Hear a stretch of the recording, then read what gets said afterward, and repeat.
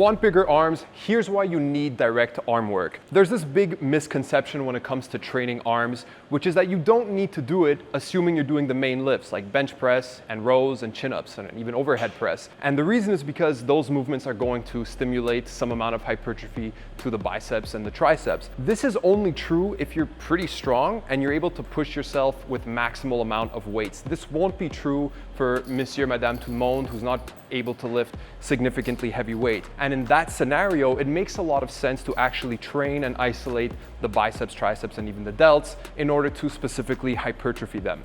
So in this video, we're gonna take a look at 2 specific exercises for the biceps, and we're gonna go into some detail into how you should be performing these exercises and how you should think about performing direct arm work. Hi guys, I'm Maylin Dovan, certified athletic therapist. And I'm Coach Rick Simonella, certified strength and conditioning specialist. Here at Functional Strength Academy, we empower the next generation of personal trainers to think critically and analytically to build smarter programs.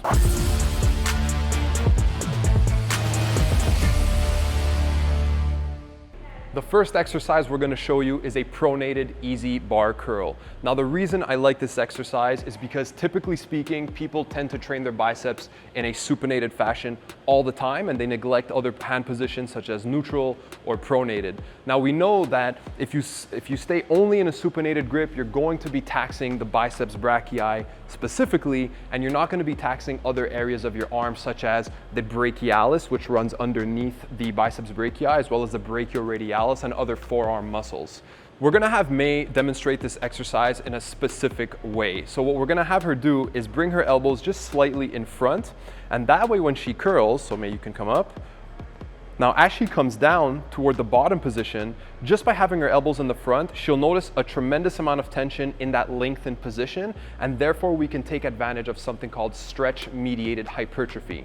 So this is one of my most favorite ways of starting clients off because again, they typically train in a supinated hand position. So this is something new to them. So for anyone who's dealing with elbow pain as well, this can be something that can help them recover from that pain, as well as hypertrophy different areas of their arms that typically don't get enough attention. Along with this position, we're gonna have her do a very slow tempo of 5 seconds on the way down for a heavier set of 6 reps.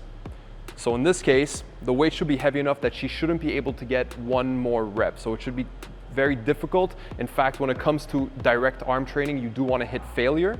That will be your best bet, since those muscles are smaller and don't have as much recovery demands. So very slow tempo on the way down, keeping the elbows forward, bringing the weight up, very slow on the way down, making sure to keep the elbows in place so that she can increase tension in that bottom lengthened position. Now towards the end of a set, if it requires a little bit of assistance from another part of your body just to generate some momentum, you know, a 5 to 10% allowance of that is all right, as long as the person isn't swinging too much and potentially causing pain, injury in other parts of their body, such as the lower back. The next exercise we're going to be focusing on is an incline dumbbell curl. So we're going to have May sit along the incline of the bench, and we're going to have her arms this time behind her torso. So in contrast to the first exercise where her elbows were in the front, now we're going to bring her elbows slightly behind. And the benefit here is that she will also be getting quite a large stretch at the bottom position. So May, you can have your rep.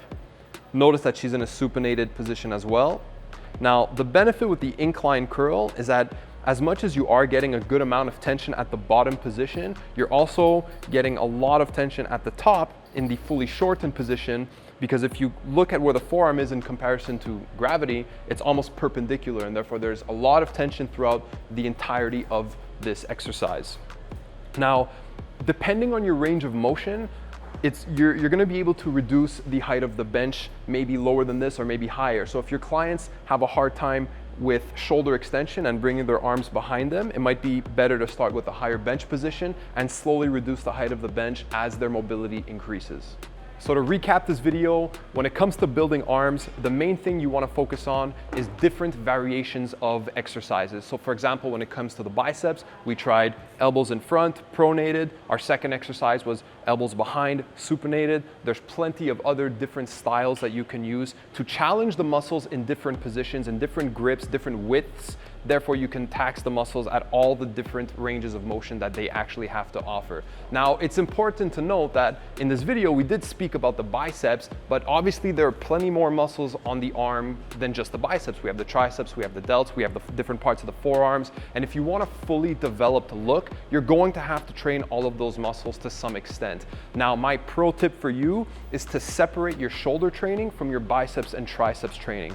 You always want to think, what's my goal in this workout, and what's my recovery that I can actually allocate to different muscles. So if you think, in this workout I'm going to train every part of my arm after already having done bench press and chin-ups and overhead presses, it's going to be way too much. So by separating these exercises on different days, you allow for improved recovery for that specific workout on those specific muscles. So if you learned something today and you want to build smarter programs, hit that bell to get notified for next week's video.